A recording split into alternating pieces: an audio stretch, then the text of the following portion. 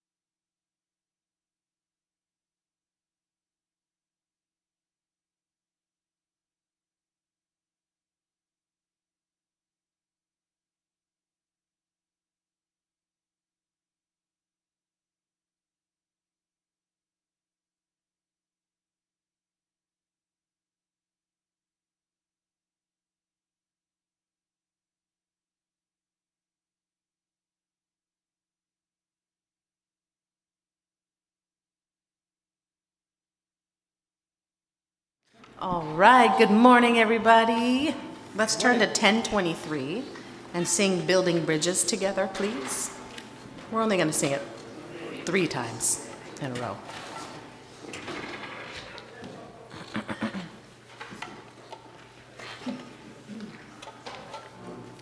and the lyrics are showing up on the screen there too.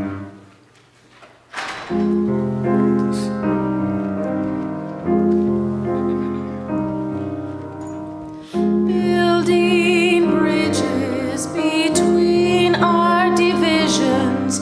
I'll reach out to you.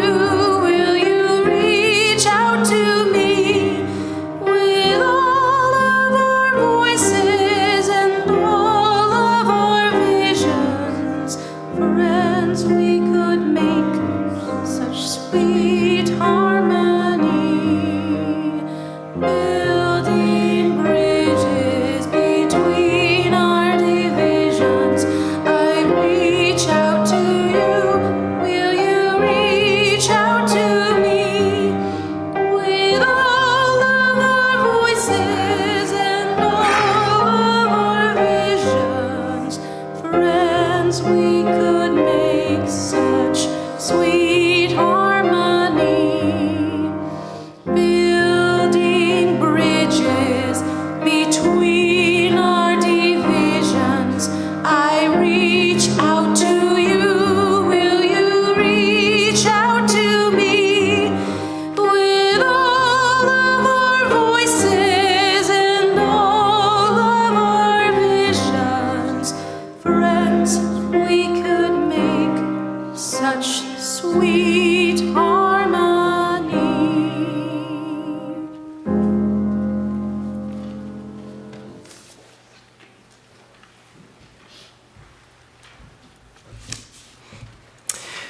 Good morning. I'm Richard Steele, today's lay leader.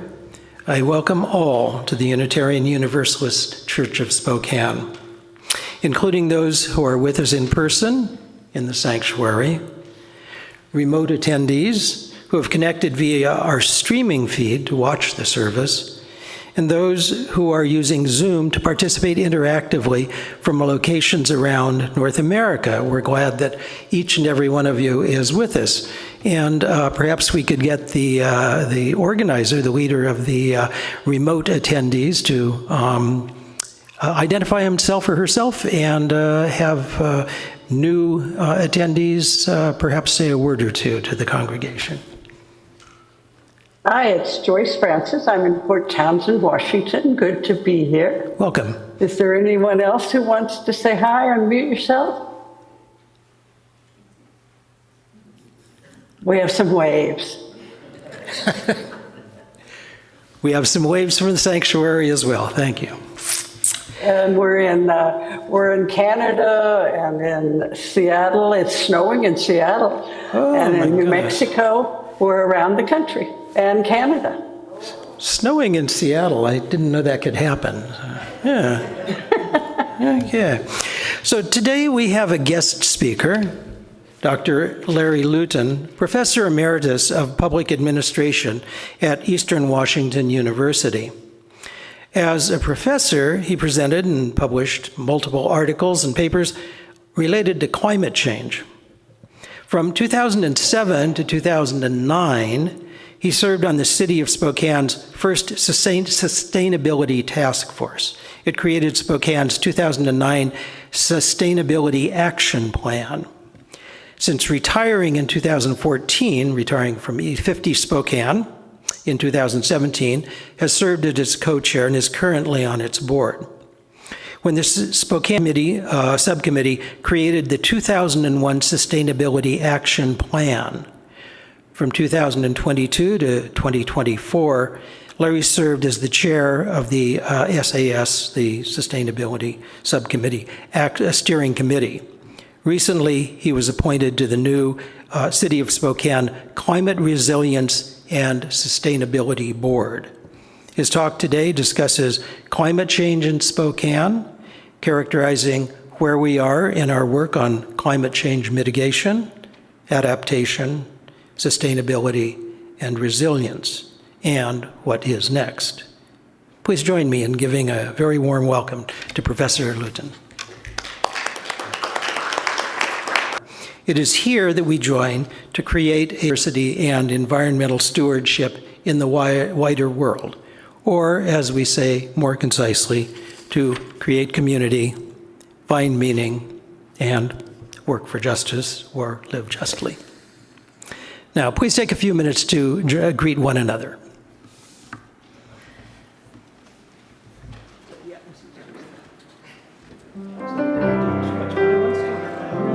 We can mute Spokane.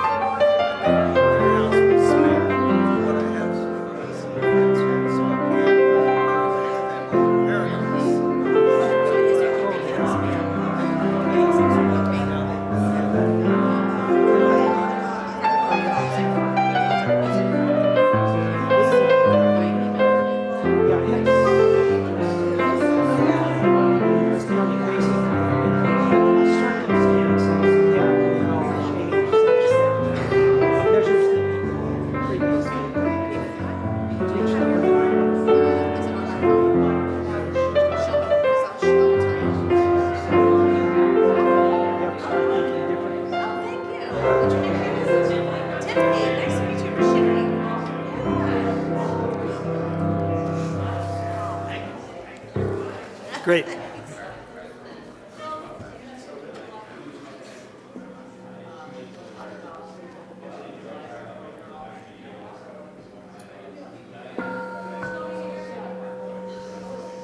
we go. Yeah.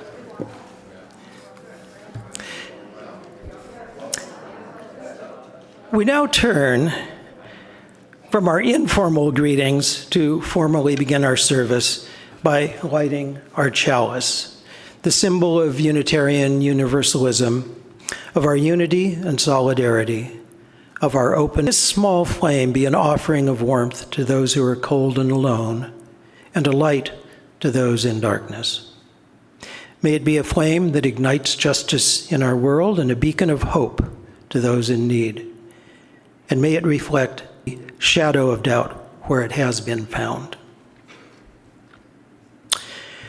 For our opening reflection, I want to situate the comments of today's speaker in the context of events playing out in California. There, we've watched as huge firestorms rage up mountain canyons and through residential neighborhoods, driven by hot Santa Ana winds that gust up to 100 miles per hour, spreading glowing embers far and wide and copiously. New fires erupt wherever such embers encounter dry brush or other combustibles, which is practically everywhere. Or following lightning strikes, which become more frequent in hot and dry conditions. Or wherever wind whiplash induces sparking around electrical transformers or transmission lines, those having been vulnerably mounted on tall poles decades ago when today's... This is the first glimpse of the world from the far side of the tipping point, at least with regard to fire management, where measures that were previously effective no longer have that effectiveness. As climate scientist Daniel Swain says in the latest New Yorker, speaking of this devastation in Los Angeles, quote, "I don't see this as a failure of firefighting. I see it as a tragic lesson in the limits of what firefighting can achieve under conditions that are this extreme." So, California. Today, our speaker will discuss such issues in the context of Spokane and environs.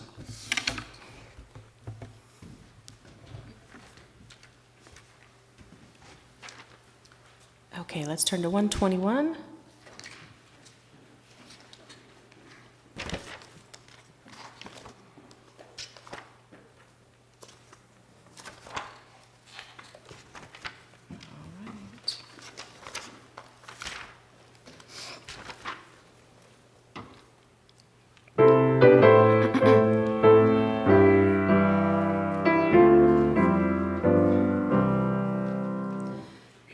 We'll build a land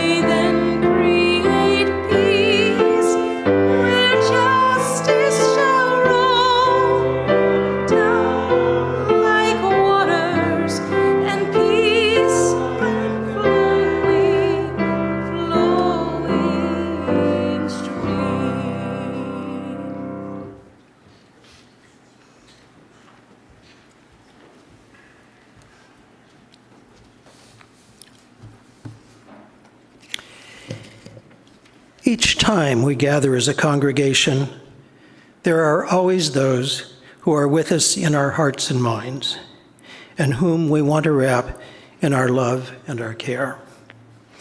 We light a candle for them this morning. We light a candle for all the fire victims in California, for the people of Ukraine who are fighting and dying to protect their homeland against the Russian war of aggression. And we mourn the innocent victims of violence in the Mideast, whether in the Gaza Strip, across the West Bank, in the Israeli state, in Lebanon, or in other countries beyond. Let us share a moment in silence, embracing others who are here in our hearts. You are welcome to say their names, those named aloud, and those remembered in silence we hold in our community of compassion.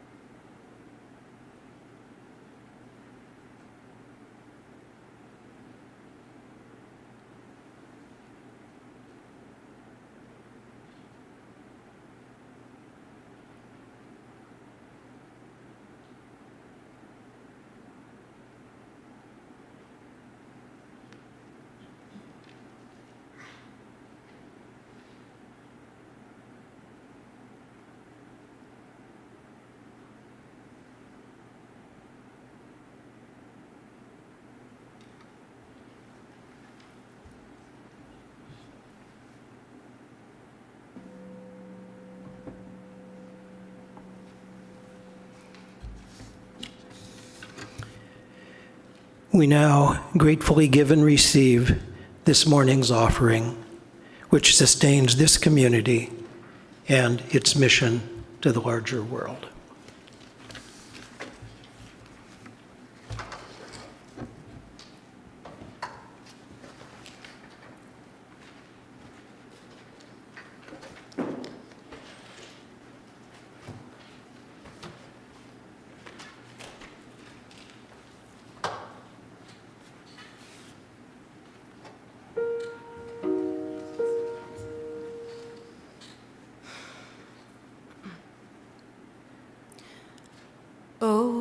misty eye of the mountain below.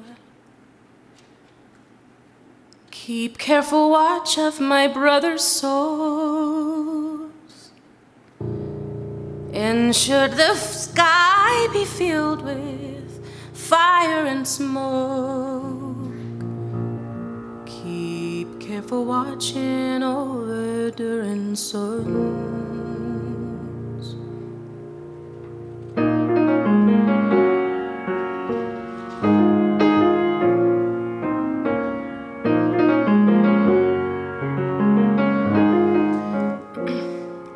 This is to end in fire, then we should all burn together.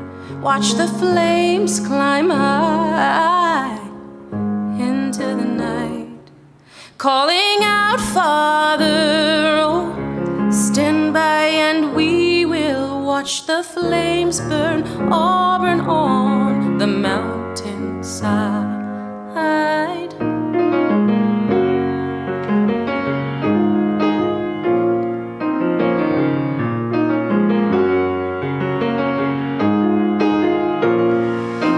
We should die tonight, then we should all die together.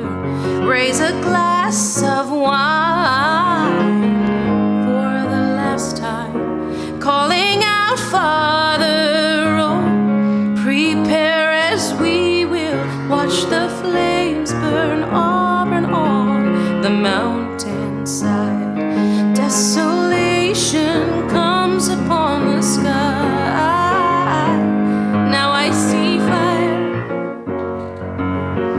Inside the mountain, and I see fire burning the trees, and I see fire hollowing souls, and I see fire, blood in the breeze, and I hope that you remember me.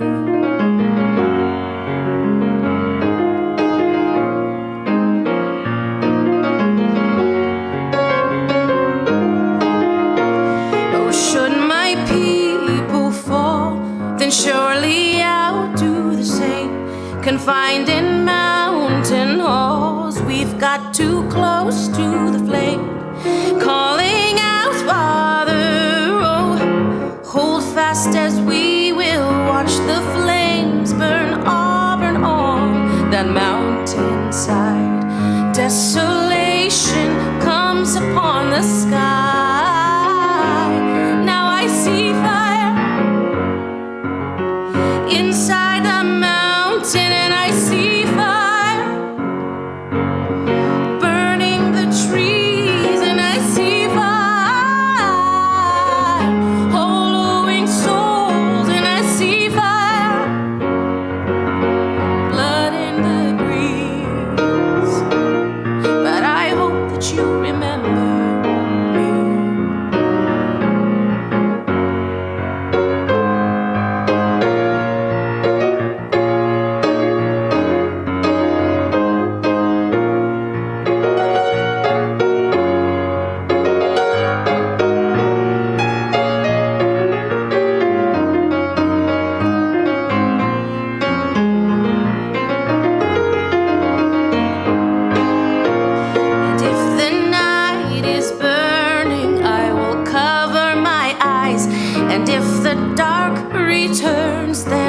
My brothers will die, and as the sky is falling down, it crashed into this lonely town, and shadow people on the ground, the shadows of people on the ground, while I see fire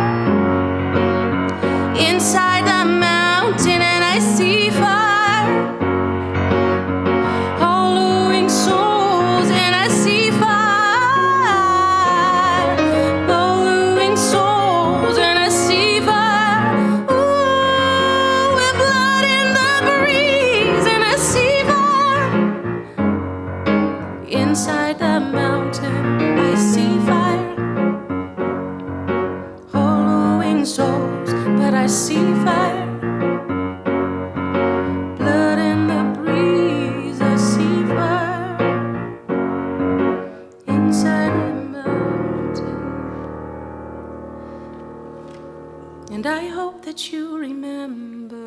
me.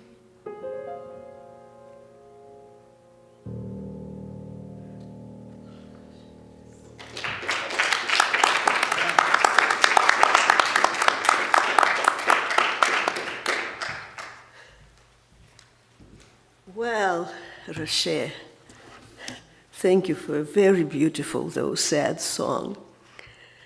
And since it's time for all ages, my story is going to be sad too, fortunately.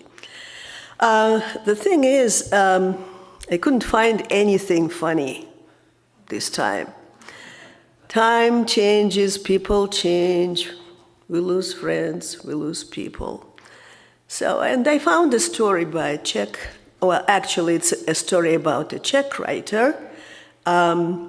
His name was Franz Kafka, who lived in Czechoslovakia in those days. And he lived in Prague, but often traveled to Germany. This is a story of friendship between this writer and a little girl who lived in Germany. The writer often visited Germany and liked walking through one of the parks in Berlin. One day he saw a little girl sitting on a bench and crying bitterly.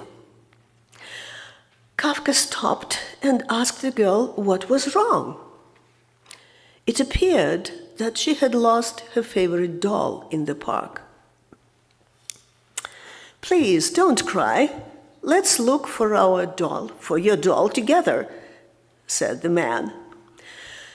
And they both searched for the doll, though unsuccessfully, until the girl got tired. "Why don't we meet here tomorrow and look for your doll again?" suggested the writer. The next day, the man and the girl walked in the park looking for the doll, but they couldn't find it anywhere. They went back to their meeting place, and there, unexpectedly, they discovered a small piece of paper attached to the bench. "Look," said the writer, "it's a note from your doll. Let me read it for you." Here's what the doll wrote. "My dear girl, I know you miss me terribly, but please don't cry.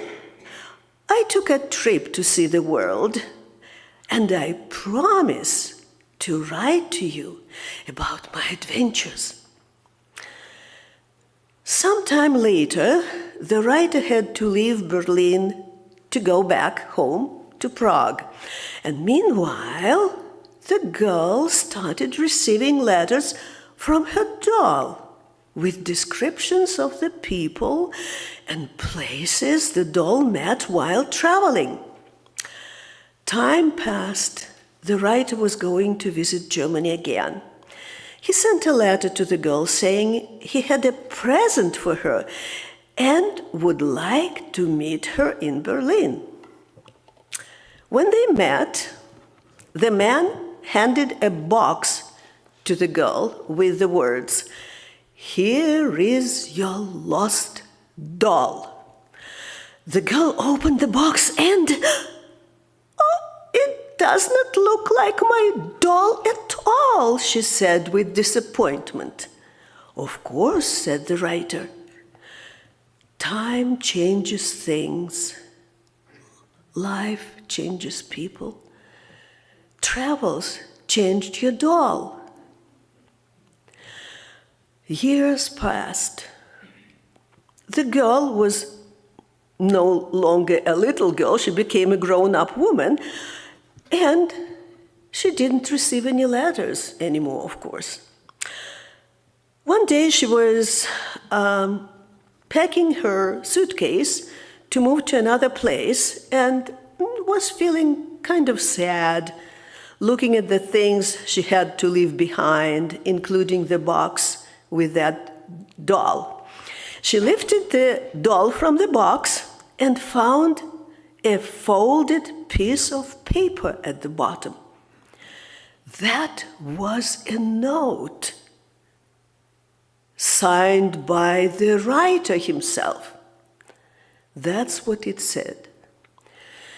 Some things you love will probably be lost, but at the end, love will return in another way. Embrace the change. It's important for our growth.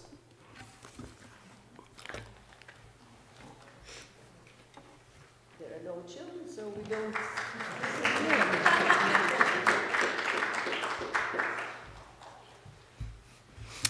Thank you, Luba. Very beautiful.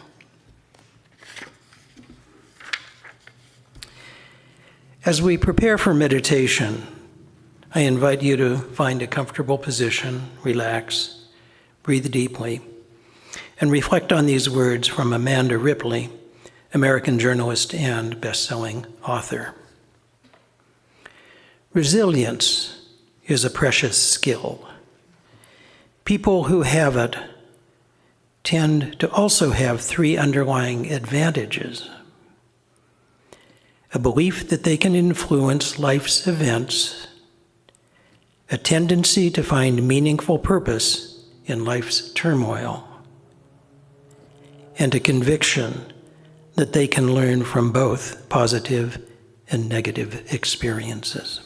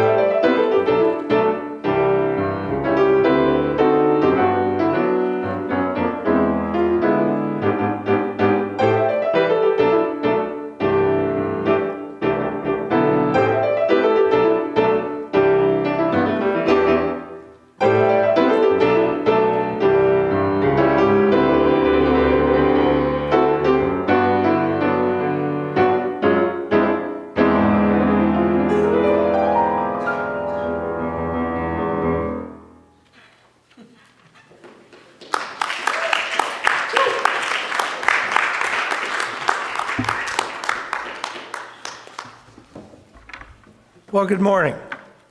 It's very nice to be back here. I used to be a regular attendee at the Unitarian Church, and I had forgotten what a nice feeling it is to be in this space with other people on a Sunday morning. So thank you for including me here today. I need to make a quick note that if my throat catches, I have a little difficulty here and there. I'm still recovering from a flu I had a couple of weeks ago, and it always anything I get like that hangs out in my throat a little bit. So don't worry, I'm not contagious, and I'll get past it. I want to thank Richard for the note on resilience. I think that sets a really good tone for what I want to talk about today. I had been thinking earlier about how the context of the Trump takeover changes what I originally planned to present to you when I was originally scheduled to be here in October. First thing it does for me is it highlights the need for hope. And I distinguish hope from optimism. Optimism is kind of a probability calculus. Hope is, well, there may still be a chance.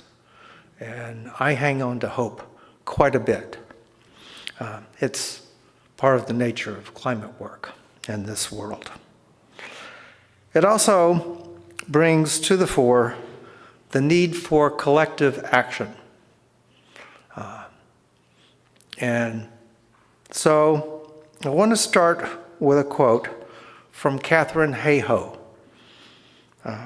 Dr. Hayhoe is a Canadian, a climate scientist.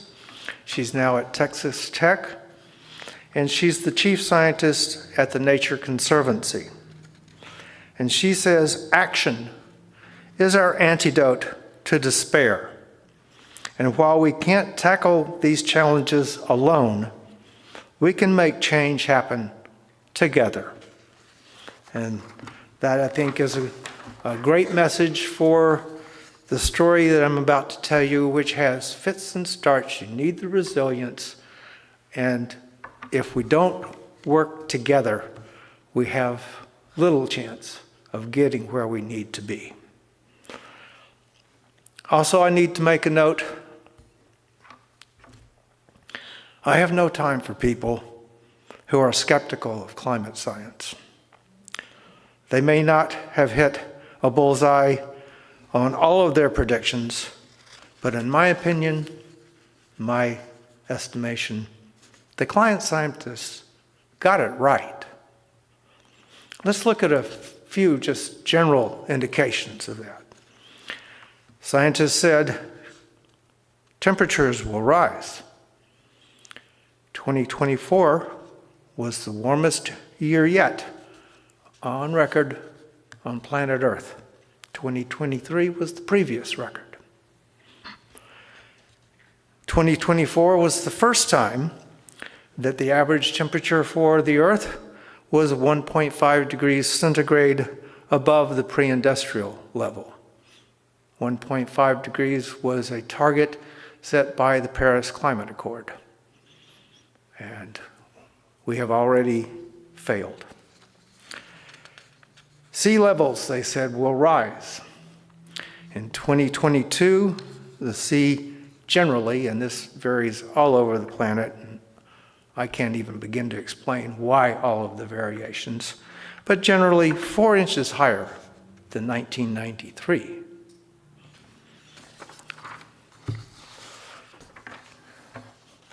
They said the oceans would be warmer.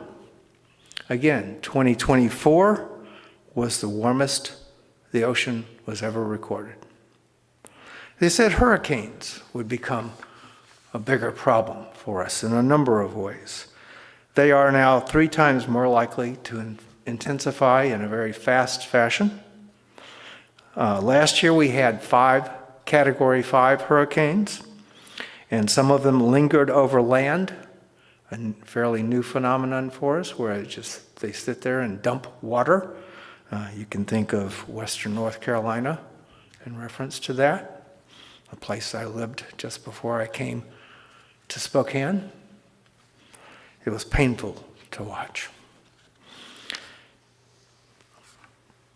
Richard also mentioned already the LA fires. So we humans, we need to take action. The Trump administration is, of course, a challenge for that. We are fortunate here in Spokane in that we live in Washington State, which is a leader in climate action.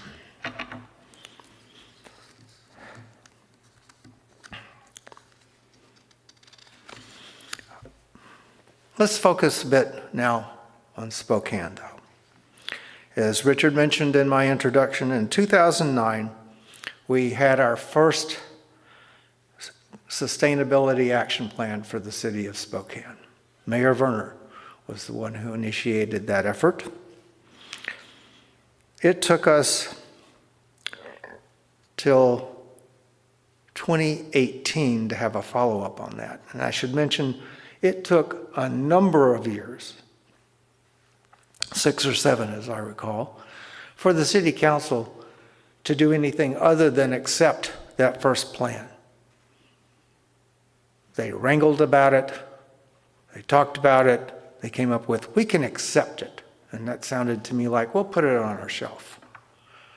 It took years after that before they took it as a framework for action in Spokane. It wasn't the best sustainability action report I've ever seen, or plan I've ever seen. It wasn't sufficiently bold. It wasn't sufficiently specific. But it was a start. In 2018, the City Council passed a new ordinance creating the Sustainability Action Committee. And I warn you, there's some very similar names about to come through on all of these committees and things. But that committee, it was passed by the City Council. It was vetoed by Mayor Condon. It was then passed over the veto by the City Council. And Mayor Condon simply said, "You can't make me." He never appointed the committee. Neither did, of course, his successor, Mayor Woodward. So, 2 mayors simply decided not to follow the law and made no appointments. In 2018, City Council decided that since the mayor wouldn't embody the Sustainability Action Committee, the council would create the Sustainability Action Subcommittee. SAC, SAS. The SAS simply is a committee, a subcommittee that reports to one of the council's committees. And that was an effort, mostly led by Brian, to get some approval of this. They also appointed a Sustainability Initiatives Manager, a woman named Kara Odegaard, who we are all in debt to. Kara oversaw over 40 members and 7 work groups to try to get the work done. 2021, we created the city's second Sustainability Action Plan. It was adopted by ordinance as a framework for climate action, for climate change, mitigation, adaptation, and energy security. I'm never really quite sure why that last one's thrown in there, but it was. In 2022, the Sustainability Action Subcommittee was revised. We had produced a Sustainability Action Plan, and now it was time to give advice to the City Council on what the priorities within that were. The plan itself contained over 200 recommendations.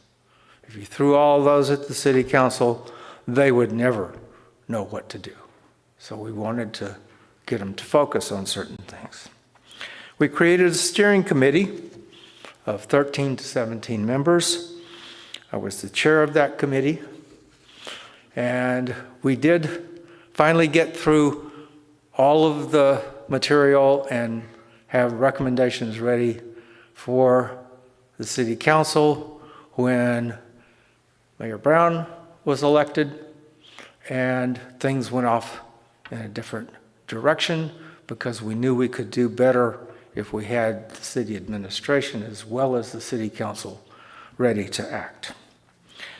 Mayor Brown's transition committee, the part that I was on, gave her 2 recommendations to get climate action done in Spokane.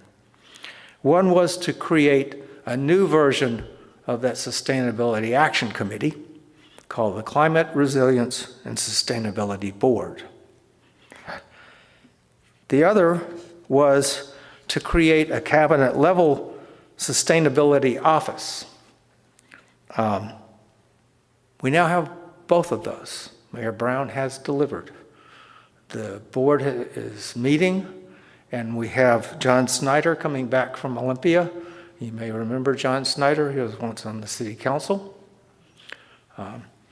And he's going to be Director of Transportation and Sustainability. The board has 2 primary jobs for the city.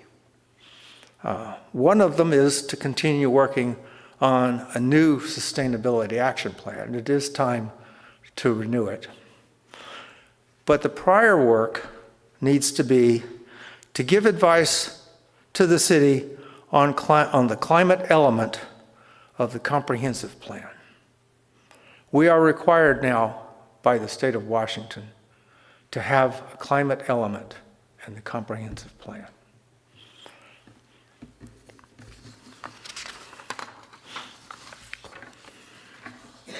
The climate element was required in 2023 legislation.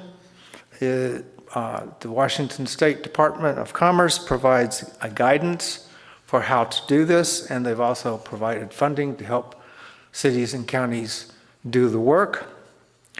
And both the city of Spokane and the county of Spokane have new comprehensive plans due in June 2026. So that's why that work has to come first for the board. The climate element has 3 basic major components that it has to have. Greenhouse gas reduction, using a standard calculation method. We need to keep track of how we're doing. By the way, neither the city nor the state are doing well on greenhouse gas reduction at this point, despite all the action that we've taken. It needs to have a resilience element, preparing for natural hazards generally. In Spokane, we're working on a list of what those should be. We know drought, fire, pretty obvious ones. The drought causes problems for other species that require the river, for example. I think one of the other natural hazards, one that I've recommended that they pay attention to, are wind events. They don't seem to have realized we don't have hurricanes, we don't have tornadoes, but boy, do we have wind events, and they can be dangerous.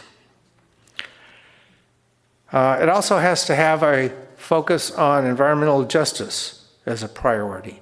We should take no steps that worsen health disparities in our city or county, and we should be taking steps to reduce those disparities. So these are the plans, but what action is being taken? Plans are good, but as the Supreme Court once said, a plan is just a plan, you know? So let me give you a little bit of optimism, areas of progress. We have drastically increased the number of solar panel installations in the city. We have a lot of community gardens. We have the Spokane Transit Authority, City Line, and other electric buses. City Line is strictly electric buses. I think the North Monroe, I think it's number 4, is also strictly electric. But you'll see electric buses around town. We have, for those of us who are not dependent on cars, a bike priority network, and most recently, we've added to that a plan called 27 by 27, which means that the city is committed to creating 27 additional miles of safe bicycle paths in the city by 2027. We also have our first transit-oriented development plan. It's kind of a pilot program in the South Logan neighborhood. The next one they're working on is along Division Street. Lots of plans for Division Street. In the city parks, you'll find that we now have, in many of the parks, natural areas. No longer the golf course looking sections of the parks. We have hybrid mowers. We have reduced pesticide use. We have automated watering, which means that they can now water according to their own ordinance for the rest of us, that it has to be not between 10 a.m. and 6 p.m. If you're having people do it, having them do it overnight is difficult, if not impossible. We have our 2022 city watering rules and drought response. I won't get into specifics of those. I'm looking at the time up there. We have the Spokanescape Lawn Replacement Program, where you can get $500 to help plan how to replace your lawn or a portion of your lawn into low water use area. We have commitment to an improved, improved urban tree canopy. Joint project between the city and the Lands Council. We have encouraged people to plan their lives as less dependent on the internal combustion engine automobile. We have increased density allowances in residential zoning, up to 6 units all over the city. Some people are really unhappy about what that does to their neighborhoods, but we need. You can't do it with just a few people in a neighborhood who will use the bus. And the STA, at the urging of the state, has expanded their youth ride free from the summer to the whole year to get younger people accustomed to and knowledgeable about how you ride the bus. A literacy project, a climate resilience project, and they're now rolling out. They got a $20 million grant from the federal government for a community change grant, some of which goes to smaller nonprofits around the city. So I hope at this point you're asking, what can I do? Because that's what it takes. What can I do? You can support climate action at the legislature and the city council. 350 Spokane provides an email blast once a week. You don't become a member, doesn't cost you anything, you just sign up for the email list. And it tells you what's going on in Olympia. We also keep very good track of what's going on in the city. You can join or contribute to climate action organizations. 350 Spokane, what I'm in, is the most focused on that. But there's, you could provide contributions to the Gonzaga Climate Center, the Lands Council, Spokane Zero Waste, the River Keeper, the River Forum, all of these, and I'm sure there are others, would be really great and grateful for your help and your support. Maybe you're not somebody who likes to engage in collective action in this sort. What can you do? Electrify your vehicle. You can electrify your house. Heat pumps are good both for heating a house and for heating your water. The less natural gas we use, the better. You can even, or battery powered. You can take multimodal transportation. If you took a bus one day a week, you'd be making a great contribution to reducing greenhouse gas emissions. In better weather, for me, I know some people who do this no matter what the weather, you could walk, bike, or roll in your commuting. So there are things that we can all do, maybe for that. But this is my work, this is my passion, and I thank you again for...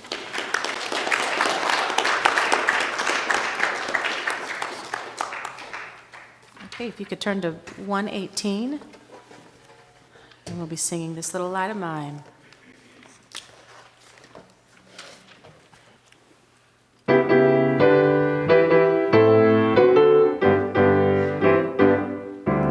This little light of mine, I'm gonna let it shine. This little light of mine, I'm gonna let it shine. This little light of mine, I'm gonna let it shine, let it shine, let it shine, let it shine. Everywhere I go, I'm gonna let it shine. Everywhere I go, I'm gonna let it shine. Everywhere I go, I'm gonna let it shine, let it shine, let it shine, let it shine.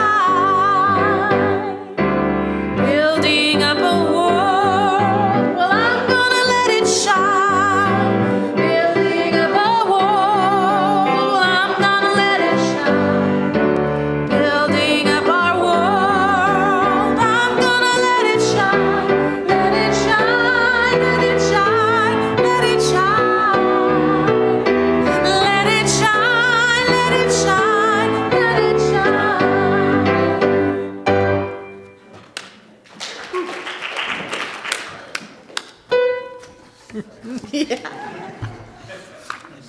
All right, for our benediction, I offer the words of Guy McPherson, Professor Emeritus of Natural Resources, Ecology, and Evolutionary Biology at the University of Arizona. He says, "If you really think that the environment is less important than the economy, try holding your breath while you count your money." Amen. Blessed be. Shalom Aleichem and Shalom.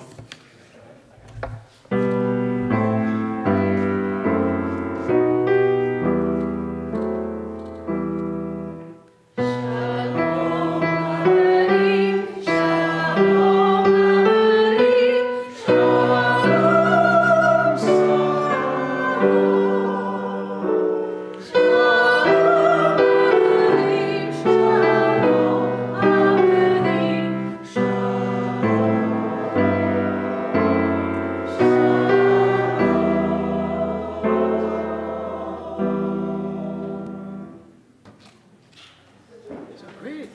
Come back to the church. Come more often.